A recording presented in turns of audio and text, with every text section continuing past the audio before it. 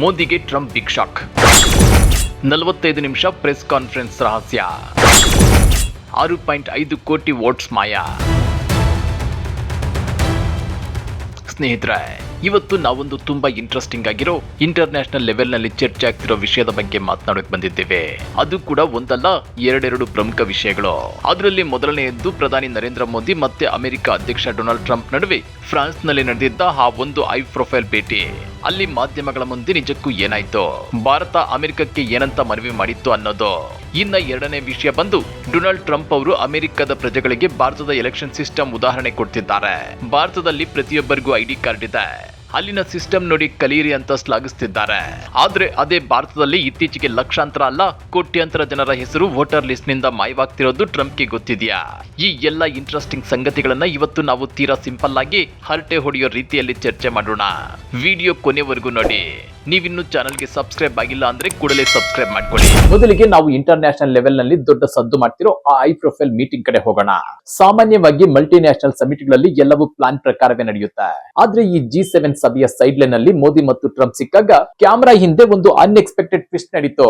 ಅಷ್ಟಕ್ಕೂ ಭಾರತೀಯ ಅಧಿಕಾರಿಗಳು ಅಮೆರಿಕದ ಟೀಮ್ಗೆ ಒಂದು ಸೀಕ್ರೆಟ್ ಮೆಸೇಜ್ ಅನ್ನ ಯಾಕೆ ಕೊಟ್ರು? ಮುಂದೆ ಅಲ್ಲಿ ಟ್ರಂಪ್ ಮಾಡಿದ್ದೇನೋ? ಬನ್ನಿ, ಫ್ರಾನ್ಸ್ ನಲ್ಲಿ ನಡೆದ ಆ ಕುತೂಹಲಕಾರಿ ಘಟನೆಯಿಂದಲೇ ಇವತ್ತಿನ ಸ್ಟೋರಿ ಶುರು ಮಾಡೋಣ. ಓಕೆ, ಮೊದಲಿಗೆ ನಾವು ಫ್ರಾನ್ಸ್ನ ಎವಿಲಿಯನ್ ಲೆ ಬೆನ್ನಲ್ಲಿ ನಡೆದ G7 ಶೃಂಗಸಭೆಯ ಕಡೆಗೆ ಗಮನ ಹರಿಸೋಣ. ಕಳೆದ ಜುಲೈ 17ರಂದು G7 ಶೃಂಗಸಭೆಯ ಹಿನ್ನೆಲೆಯಲ್ಲಿ ಪ್ರಧಾನಿ ಮೋದಿ ಮತ್ತು ಡೊನಾಲ್ಡ್ ಟ್ರಂಪ್ ಭೇಟಿಯಾಗಿದ್ರು. ಇದು ನಮಗೆಲ್ಲ ಗೊತ್ತಿರೋ ವಿಷಯವೇ. ಆದ್ರೆ ಈ ಭೇಟಿಯ ಹಿಂದಿನ ಒಂದು ರಹಸ್ಯವನ್ನ ಇತ್ತೀಚೆಗೆ ಭಾರತದಲ್ಲಿನ ಅಮೆರಿಕ ರಾಯಭಾರಿ ಸರ್ಜಿಯೋ ಗೋರ್ ಅವರು ನವದೆಹಲಿಯಲ್ಲಿ ನಡೆದ ಕಾರ್ಯಕ್ರಮವೊಂದರಲ್ಲಿ ಬಹಿರಂಗಪಡಿಸಿದ್ದಾರೆ. ಅಷ್ಟಕ್ಕೂ ಗೋರ್ ಅವರು ಹೇಳಿದ್ದೇನು ಗೊತ್ತಾ? ಈ ಮೋದಿ ಟ್ರಂಪ್ ಭೇಟಿಗೂ ಮುನ್ನ ಭಾರತ ವಿದೇಶಾಂಗ ವ್ಯವಹಾರಗಳ ಸಚಿವಾಲಯ ಅಮೆರಿಕದ ಅಧಿಕಾರಿಗಳನ್ನ ಸಂಪರ್ಕ ಮಾಡಿ ಒಂದು ವಿಷಯ ಮನವಿ ಮಾಡಿತ್ತಂತೆ. ಅದೇನಂದ್ರೆ, ನಮ್ಮ ಪ್ರಧಾನಿಗಳು ಮತ್ತು ಅಮೆರಿಕ ಅಧ್ಯಕ್ಷರು ಮಾಧ್ಯಮಗಳನ್ನು ಉದ್ದೇಶಿಸಿ ಮಾತನಾಡಬಹುದು, ಆದ್ರೆ ಪತ್ರಕರ್ತರ ಯಾವುದೇ ಪ್ರಶ್ನೆಗಳಿಗೆ ಉತ್ತರಿಸುವ ಅಗತ್ಯವಿಲ್ಲ. ಪತ್ರಕರ್ತರು ಪ್ರಶ್ನೆ ಕೇಳಿದಂತೆ ನೋಡಿಕೊಳ್ಳಿ ಅಂತ ಹೇಳಿದ್ರಂತೆ. ಅಂದ್ರೆ ಭಾರತದ ನಿಲುವು ಏನಿತ್ತು ಅಂದ್ರೆ, ಬರೀ ಸ್ಟೇಟ್ಮೆಂಟ್ ಕೊಟ್ಟು ಬರೋಣ, ಪತ್ರಕರ್ತರ ಪ್ರಶ್ನೋತ್ತರ ಸಂವಾದ ಬೇಡವೇ ಬೇಡ ಅಂತ. ಇದನ್ನ ಸರ್ಜಿಯೋ ಗೋರ್ ಅವರು ಟ್ರಂಪ್ ಅವರಿಗೆ ತಿಳಿಸಿದ್ರಂತೆ. ನೋಡಿ ಅಧ್ಯಕ್ಷರೇ, ಭಾರತದ ಅಧಿಕಾರಿಗಳು ಯಾವುದೇ ಪ್ರಶ್ನೆಗಳನ್ನ ಬಯಸುತ್ತಿಲ್ಲ ಅಂತ ಹೇಳಿದಾಗ ಟ್ರಂಪ್ ಓಕೆ ಸರಿ ಅಂತ ಒಪ್ಕೊಂಡಿದ್ರಂತೆ. ಆದ್ರೆ ಮುಂದೆ ನಡೆದಿದ್ದೇ ಬೇರೆ.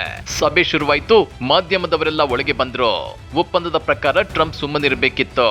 ಆದ್ರೆ ಟ್ರಂಪ್ ಸ್ವಭಾವ ನಿಮ್ಗೆ ಗೊತ್ತಲ್ವಾ? ಕ್ಯಾಮರಾ ಮತ್ತು ಮಾಧ್ಯಮ ಕಂಡ ತಕ್ಷಣ ಸುಮ್ಮನೆ ಇರ್ತಾರ. ಟ್ರಂಪ್ ನೇರವಾಗಿ ಮಾಧ್ಯಮದವರನ್ನ ನೋಡಿ ಏನಾದ್ರೂ ಪ್ರಶ್ನೆಗಳಿವೆಯಾ ಅಂತ ಕೇಳೇ ಬಿಟ್ರು. ಇನ್ನೇನ್ ಪತ್ರಕರ್ತರು ಸುಮ್ಮನೆ ಇರ್ತಾರ?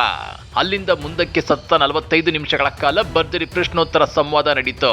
ಭಾರತದ ಅಧಿಕಾರಿಗಳು ಪ್ರಶ್ನೆಗಳು ಬೇಡ ಅಂತ ಮನವಿ ಮಾಡಿದ್ರು.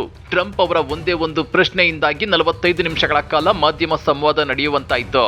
ಸ್ನೇಹಿತರೆ, ಈ ಘಟನೆ ಯಾಕೆ ಇಷ್ಟೊಂದು ಗಂಭೀರವಾಗಿ ಚರ್ಚೆ ಆಗ್ತಿದೆ ಅಂದ್ರೆ, ಪ್ರಧಾನಿ ನರೇಂದ್ರ ಮೋದಿ ಅವರು ಭಾರತದಲ್ಲಾಗಲಿ ಅಥವಾ ವಿದೇಶ ಪ್ರವಾಸಗಳ ವೇಳೆಯಲ್ಲಾಗಲಿ ಪತ್ರಿಕಾಗೋಷ್ಠಿ ನಡೆಸಿ ಪತ್ರಕರ್ತರ ಪ್ರಶ್ನೆಗಳನ್ನ ಎದುರಿಸುವುದಿಲ್ಲ ಎಂಬ ಚರ್ಚೆ ಅಂತಾರಾಷ್ಟ್ರೀಯ ಮಾಧ್ಯಮಗಳಲ್ಲಿ ದೊಡ್ಡ ಮಟ್ಟದಲ್ಲಿದೆ. ಇದಕ್ಕೆ ಸಂಬಂಧಪಟ್ಟಂತೆ ಇತ್ತೀಚೆಗೆ ನಡೆದ ಕೆಲವು ಉದಾಹರಣೆಗಳನ್ನ ನಾವು ನೋಡಬಹುದು. ನಾರ್ವೆ ಮೇ 18 ಓಸ್ಲೋದಲ್ಲಿ ಪ್ರಧಾನಿ ಮೋದಿ ಮತ್ತು ನಾರ್ವೆ ಪ್ರಧಾನಿ ಜೋನಾಸ್ ಗರ್ ಸ್ಟೋನ್ ಭೇಟಿಯಾಗಿದ್ರು. ಇಬ್ಬರು ನಾಯಕರು ಮಾಧ್ಯಮ ಉದ್ದೇಶಿಸಿ ಮಾತನಾಡಿದ ನಂತರ ನಾರ್ವೆಯ ಹಿರಿಯ ಪತ್ರಕರ್ತೆ ಹೆಲ್ಲೆ ಲಿಂಗ್ ಅವರು ಪ್ರಶ್ನೆ ಕೇಳಲು ಅವಕಾಶ ಕೋರಿದ್ರು. ಆದ್ರೆ ಮೋದಿ ಅವರು ಯಾವುದೇ ಪ್ರಶ್ನೆಗೆ ಉತ್ತರಿಸದೆ ನಿರ್ಗಮಿಸಿದ್ರು. ಇದಾದ್ಮೇಲೆ ಹೆಲ್ಲೆ ಲಿಂಗ್ ಅವರು ಎಕ್ಸ್ ನಲ್ಲಿ ಬರೆದುಕೊಂಡು, ವಿಶ್ವದ ಪತ್ರಿಕಾ ಸ್ವಾತಂತ್ರ್ಯ ಸೂಚ್ಯಂಕದಲ್ಲಿ ನಾರ್ವೆ 1ನೇ ಸ್ಥಾನದಲ್ಲಿದ್ರೆ ಭಾರತ 157ನೇ ಸ್ಥಾನದಲ್ಲಿದೆ ಅಂತ ಖಾರವಾಗಿ ಟೀಕಿಸಿದ್ರು.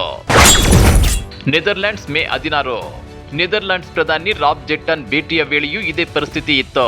ಅಲ್ಲಿಯ ಡಿ ವೋಂಗ್ಸ್ಕ್ರಾಂಟ್ ಪತ್ರಿಕೆಯ ಪತ್ರಕರ್ತ ಅಶ್ವಂತ್ ನಾಂದ್ರಾಮ್ ಅವರು, ಎರಡೂ ದೇಶಗಳ ಪ್ರಧಾನಿಗಳು ಪತ್ರಕರ್ತರ ಪ್ರಶ್ನೆಗೆ ಉತ್ತರಿಸುವುದು ನಮ್ಮ ದೇಶದ ಸಂಪ್ರದಾಯ. ಆದ್ರೆ ಭಾರತದ ನಾಯಕರು ಯಾಕೆ ಪ್ರಶ್ನೆ ತಗೊಂತಿಲ್ಲ ಅಂತ ವಿದೇಶಾಂಗ ಅಧಿಕಾರಿಗಳನ್ನ ನೇರವಾಗಿಯೇ ಪ್ರಶ್ನಿಸಿದ್ರು.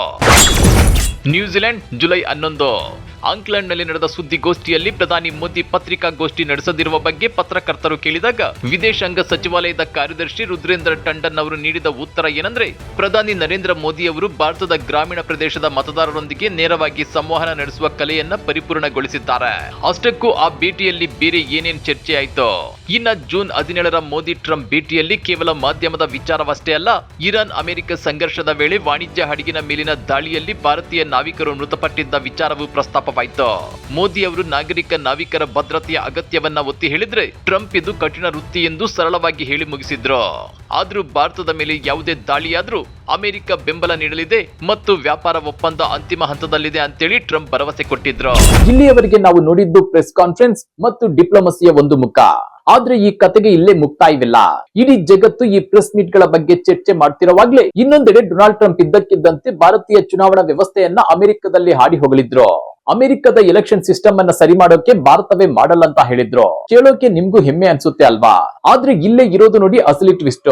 ಟ್ರಂಪ್ ಹೊಗಳಿದ ಈ ಸಿಸ್ಟಮ್ ನಲ್ಲಿ ಭಾರತದ ಕೋಟ್ಯಾಂತರ ಪ್ರಜೆಗಳಿಗೆ ಏನೆಲ್ಲ ಪ್ರಾಬ್ಲಮ್ ಆಗ್ತಿದೆ ಗೊತ್ತಾ? ಇನ್ನ ಎರಡನೇ ವಿಷಯಕ್ಕೆ ಬರೋಣ. ಇದು ಅಮೆರಿಕದ ರಾಜಕೀಯ ಮತ್ತು ಭಾರತದ ಚುನಾವಣಾ ವ್ಯವಸ್ಥೆಗೆ ಸಂಬಂಧಪಟ್ಟದ್ದು. ಅಮೆರಿಕ ಅಧ್ಯಕ್ಷ ಡೊನಾಲ್ಡ್ ಟ್ರಂಪ್ ಅವರು ತಮ್ಮ ದೇಶದಲ್ಲಿ ಸೇವ್ ಅಮೆರಿಕ ಆಕ್ಟ್ ಜಾರಿಗೆ ತರಲು ಪ್ರಯತ್ನಿಸುತ್ತಿದ್ದಾರೆ. ಅಂದ್ರೆ ಅಮೆರಿಕದಲ್ಲಿ ವೋಟ್ ಮಾಡಬೇಕಾದ್ರೆ ಕಡ್ಡಾಯವಾಗಿ ಪ್ರಜೆಗಳ ಬಳಿ ಅಧಿಕೃತ ಭಾವಚಿತ್ರವಿರುವ ಗುರುತಿನ ಚೀಟಿ ಇರಬೇಕು.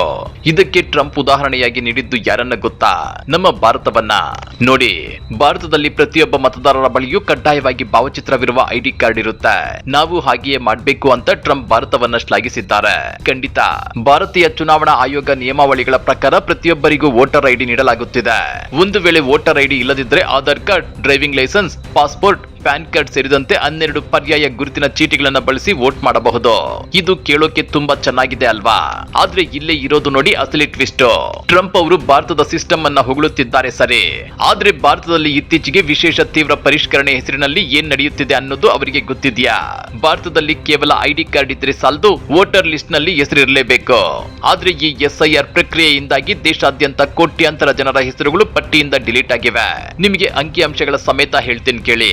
ಉತ್ತರ ಪ್ರದೇಶ ಒಂದೇ ರಾಜ್ಯದಲ್ಲಿ ಅಂದಾಜು 2.04 ಕೋಟಿ ಹೆಸರುಗಳನ್ನ ತೆಗೆದುಹಾಕಲಾಗಿದೆ. ಪಶ್ಚಿಮ ಬಂಗಾಳದಲ್ಲಿ ಸುಮಾರು 83.86 ಲಕ್ಷ ಹೆಸರುಗಳನ್ನ ಡಿಲೀಟ್ ಮಾಡಲಾಗಿದೆ. ಹಾಗೇನೆ ಬಿಹಾರ, ಪಶ್ಚಿಮ ಬಂಗಾಳ, UP, ಗುಜರಾತ್ಗಳಂತಹ ರಾಜ್ಯಗಳಲ್ಲಿ ಒಟ್ಟಾರೆ 5.29 ಕೋಟಿಯಿಂದ 5.6 ಕೋಟಿ ಮತದಾರರ ಹಕ್ಕನ್ನ ಕಿತ್ತುಕೊಳ್ಳಲಾಗಿದೆ. ಇನ್ನ ಆಂಧ್ರ ಪ್ರದೇಶ, ಹರಿಯಾಣ, ಜಾರ್ಖಂಡ್ ಸೇರಿದಂತೆ 12 ರಾಜ್ಯಗಳ ಕರಡು ಪಟ್ಟಿಯಲ್ಲಿ ಸುಮಾರು 1.58 ಕೋಟಿಗೂ ಹೆಚ್ಚು ಹೆಸರುಗಳು ಮಾಯವಾಗಿವೆ. ಒಟ್ಟಾರೆಯಾಗಿ ದೇಶಾದ್ಯಂತ ಈ SIR ಪ್ರಕ್ರಿಯೆಯ ವಿವಿಧ ಹಂತಗಳಲ್ಲಿ 6.5 ರಿಂದ 7 ಕೋಟಿ ಮತದಾರರ ಹೆಸರುಗಳನ್ನ ಮತದಾರರ ಪಟ್ಟಿಯಿಂದ ಡಿಲೀಟ್ ಮಾಡಲಾಗಿದೆ. ಯೋಚನೆ ಮಾಡಿ ನೋಡಿ. ಅಮೆರಿಕದಲ್ಲಿ ನಕಲಿ ಮತದಾನ ತಡೆಯೋಕೆ ಭಾರತದ ಮಾಡೆಲ್ ಬಗ್ಗೆ ಟ್ರಂಪ್ ಮಾತನಾಡ್ತಿದ್ದಾರೆ. ಆದ್ರೆ ಭಾರತದ ಒಳಗಡೆ ಕೋಟ್ಯಾಂತರ ಪ್ರಜೆಗಳ ಮತದಾನದ ಹಕ್ಕೆ ಇಲ್ಲದಂತಾಗುತ್ತಿರೋದು ಪ್ರಜಾಪ್ರಭುತ್ವದ ಅತಿದೊಡ್ಡ ಸವಾಲಾಗಿದೆ. ಈ ಕಹಿ ಸತ್ಯ ಅಮೆರಿಕದ ಅಧ್ಯಕ್ಷರಿಗೆ ಗೊತ್ತಿದೆಯಾ ಅನ್ನೋ ಪ್ರಶ್ನೆ ಈಗ ಸಾಮಾಜಿಕ ಮತ್ತು ರಾಜಕೀಯ ವಲಯದಲ್ಲಿ ಜೋರಾಗಿ ಕೇಳಿ ಬರುತ್ತಿದೆ.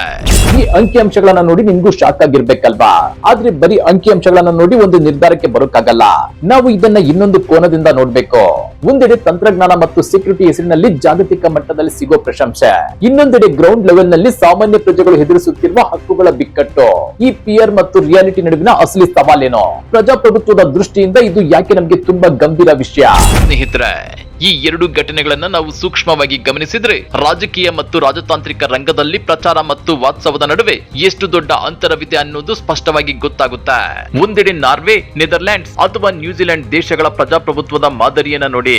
ಅಲ್ಲಿ ಪ್ರಧಾನಿ ಅಥವಾ ಅಧ್ಯಕ್ಷರಾದವರು ಎಷ್ಟೇ ದೊಡ್ಡ ಭೇಟಿಯಲ್ಲಿದ್ರು ಸ್ಥಳೀಯ ಮತ್ತು ಅಂತಾರಾಷ್ಟ್ರೀಯ ಮಾಧ್ಯಮಗಳ ನೇರ ಪ್ರಶ್ನೆಗಳಿಗೆ ಉತ್ತರಿಸುವುದು ಅವರ ಸಾಂವಿಧಾನಿಕ ಮತ್ತು ನೈತಿಕ ಕರ್ತವ್ಯವಾಗಿರುತ್ತದೆ. ಆದ್ರೆ ನಮ್ಮ ದೇಶದ ಸಚಿವಾಲಯದ ಅಧಿಕಾರಿಗಳು ಪ್ರಧಾನಿಯವರು ಗ್ರಾಮೀಣ ಮತದಾರರೊಂದಿಗೆ ನೇರ ಸಂವಹನ ನಡೆಸುವ ಕಲೆಯಲ್ಲಿ ಪರಿಣಿತರಾಗಿದ್ದಾರೆ ಅಂತ ಪತ್ರಿಕಾಗೋಷ್ಠಿಗಳನ್ನು ತಡೆಯುವುದಕ್ಕೆ ಸಮರ್ಥನೆ ನೀಡುತ್ತಾರೆ. ಆದ್ರೆ ಪ್ರಜಾಪ್ರಭುತ್ವದಲ್ಲಿ ಮಾಧ್ಯಮಗಳ ಕಠಿಣ ಪ್ರಶ್ನೆಗಳನ್ನು ಎದುರಿಸುವುದು ಮತ್ತು ಜನರ ಪರವಾಗಿ ಬರುವ ಪ್ರಶ್ನೆಗಳಿಗೆ ಉತ್ತರಿಸುವುದು ನಾಯಕತ್ವದ ನಿಜವಾದ ಪರೀಕ್ಷೆ ಅಲ್ವೇ? ಇನ್ನ ಎರಡನೇ ವಿಷಯಕ್ಕೆ ಬರೋದಾದ್ರೆ ಅಮೆರಿಕ ಎಲೆಕ್ಷನ್ ಮಾದರಿ ಮತ್ತು ಟ್ರಂಪ್ ಹೇಳಿಕೆ. ಡೊನಾಲ್ಡ್ ಟ್ರಂಪ್ ಅಮೆರಿಕದಲ್ಲಿ ಸೇವ್ ಅಮೆರಿಕ ಆಕ್ಟ್ ತರಲು ಹೊರಟಿದ್ದಾಗ ಅವರಿಗೆ ಭಾರತದ ಬಯೋಮೆಟ್ರಿಕ್ ಮತ್ತು ಫೋಟೋ ಐಡಿ ಕಾರ್ಡ್ ವ್ಯವಸ್ಥೆ ಅತ್ಯಂತ ಸುರಕ್ಷಿತವಾಗಿ ಕಂಡಿದೆ. ನಿಜ, ತಾಂತ್ರಿಕವಾಗಿ ಭಾರತೀಯ ಚುನಾವಣಾ ಆಯೋಗ ರೂಪಿಸುತ್ತಿರುವ ವ್ಯವಸ್ಥೆ ಜಗತ್ತಿಗೆ ಮಾದರಿಯಾಗಿದೆ. ಆಧಾರ್, ಡ್ರೈವಿಂಗ್ ಲೈಸೆನ್ಸ್, ಪಾಸ್ಪೋರ್ಟ್ ನಂತಹ 12 ಪರ್ಯಾಯ ದಾಖಲೆಗಳನ್ನು ನೀಡಿ ಮತದಾನ ಮಾಡಲು ಅವಕಾಶ ನೀಡಿರುವುದು ಅಭಿನಂದನೀಯ. ಆದ್ರೆ ಪ್ರಜಾಪ್ರಭುತ್ವದ ಅಸಲಿ ಶಕ್ತಿ ಇರೋದು ತಂತ್ರಜ್ಞಾನದಲ್ಲ, ಪ್ರಜೆಯ ಹಕ್ಕಿನಲ್ಲಿ. ಇವತ್ತು ತೀವ್ರ ಪರಿಷ್ಕರಣೆ ಹೆಸರಿನಲ್ಲಿ ಉತ್ತರ ಪ್ರದೇಶ ಒಂದರಲ್ಲಿ 2 ಕೋಟಿಗೂ ಹೆಚ್ಚು, ಪಶ್ಚಿಮ ಬಂಗಾಳದಲ್ಲಿ 83 ಲಕ್ಷಕ್ಕೂ ಹೆಚ್ಚು, ಹೀಗೆ ದೇಶಾದ್ಯಂತ ಒಟ್ಟಾರೆಯಾಗಿ 6.5 ರಿಂದ 7 ಕೋಟಿ ನಿಜವಾದ ಮತದಾರರ ಹೆಸರುಗಳು ವೋಟರ್ ಲಿಸ್ಟ್ ನಿಂದಲೇ ಮಾಯವಾಗಿವೆ ಅಂದ್ರೆ ಅದು ಸಣ್ಣ ವಿಷಯವಲ್ಲ. ರದ್ದಾದ ಮತದಾರರಲ್ಲಿ ಎಷ್ಟು ಮಂದಿ ವಲಸೆ ಕಾರ್ಮಿಕರು, ಎಷ್ಟು ಮಂದಿ ಗ್ರಾಮೀಣ ಬಡವರು? ತಾಂತ್ರಿಕ ಕಾರಣಗಳಿಂದಾಗಿ ಅಥವಾ ಸಣ್ಣ ಪುಟ್ಟ ದಾಖಲೆಗಳ ಕೊರತೆಯಿಂದಾಗಿ ಸಾಮಾನ್ಯ ಪ್ರಜೆ ತನ್ನ ಪವಿತ್ರವಾದ ಹಕ್ಕನ್ನೇ ಕಳೆದುಕೊಳ್ಳುತ್ತಿದ್ರೆ ಅಂತಹ ಸಿಸ್ಟಮ್ ಅನ್ನ ಜಗತ್ತಿನ ಮುಂದೆ ಉದಾಹರಣೆಯಾಗಿ ನೀಡುವುದು ಎಷ್ಟು ಸಮಂಜಸ? ಹಾಗಾಗಿ ಟ್ರಂಪ್ ಅವರು ಅಮೆರಿಕದಲ್ಲಿ ಭಾರತದ ಉದಾಹರಣೆ ಕೊಟ್ಟು ಹೊಗಳುವಾಗ ಇಲ್ಲಿನ ಕೋಟ್ಯಾಂತರ ಮತದಾರರು ಎದುರಿಸುತ್ತಿರುವ ಈ ಡಿಲಿಷನ್ ಬಿಕ್ಕಟ್ಟಿನ ಬಗ್ಗೆ ಜಾಗತಿಕ ಮಟ್ಟದಲ್ಲಿ ಚರ್ಚೆ ಆಗಬೇಕಿದೆ. ಸ್ನೇಹಿತರೆ, ಇದಾಗಿತ್ತು ಇವತ್ತಿನ 2 ಪ್ರಮುಖ ಅಂತಾರಾಷ್ಟ್ರೀಯ ಮತ್ತು ರಾಷ್ಟ್ರೀಯ ಬೆಳವಣಿಗೆಗಳ ವಿವರ. ಒಂದೆಡೆ ವಿದೇಶಿ ಪ್ರವಾಸಗಳಲ್ಲಿ ಮಾಧ್ಯಮಗಳ ಪ್ರಶ್ನೆಗಳನ್ನು ಎದುರಿಸುವ ವಿಚಾರದಲ್ಲಿ ರಾಜತಾಂತ್ರಿಕ ಮಟ್ಟದಲ್ಲಿ ನಡೆಯುತ್ತಿರುವ ಚರ್ಚೆಗಳು, ಇನ್ನೊಂದೆಡೆ ಅಮೆರಿಕ ಅಧ್ಯಕ್ಷರು ಹೊಗಳುತ್ತಿರುವ ಭಾರತದ ವೋಟಿಂಗ್ ಸಿಸ್ಟಮ್ ಒಳಗಿನ ಅಸಲಿ ಸವಾಲುಗಳು. ಈ 2 ವಿಷಯಗಳ ಬಗ್ಗೆ ನಿಮ್ಮ ಅಭಿಪ್ರಾಯವೇನು? ಮಾಧ್ಯಮಗಳ ಪ್ರಶ್ನೋತ್ತರ ಸಂವಾದದ ಬಗ್ಗೆ ನೀವೇನಂತೀರಾ? ಹಾಗೇನೇ ಕೋಟ್ಯಾಂತರ ವೋಟರ್ಸ್ ಹೆಸರು ಪಟ್ಟಿಯಿಂದ ಡಿಲೀಟ್ ಆಗುತ್ತಿರೋ SIR ಪ್ರಕ್ರಿಯೆ ಬಗ್ಗೆ ನಿಮ್ಮ ಅನಿಸಿಕೆ ಏನು? ಖಂಡಿತ ನಿಮ್ಮ ಅಭಿಪ್ರಾಯಗಳನ್ನ ಕೆಳಗಡೆ ಕಮೆಂಟ್ ಮಾಡಿ ತಿಳಿಸಿ. ವಿಡಿಯೋ ಇಷ್ಟವಾಗಿದ್ರೆ ಲೈಕ್ ಮಾಡಿ, ನಿಮ್ಮ ಫ್ರೆಂಡ್ಸ್ ಜೊತೆಗೂ ಶೇರ್ ಮಾಡಿ. ಮತ್ತೆ ಮುಂದಿನ ವಿಡಿಯೋದಲ್ಲಿ ಸಿಗೋಣ. ಜೈ ಹಿಂದ್, ಜೈ ಕರ್ನಾಟಕ.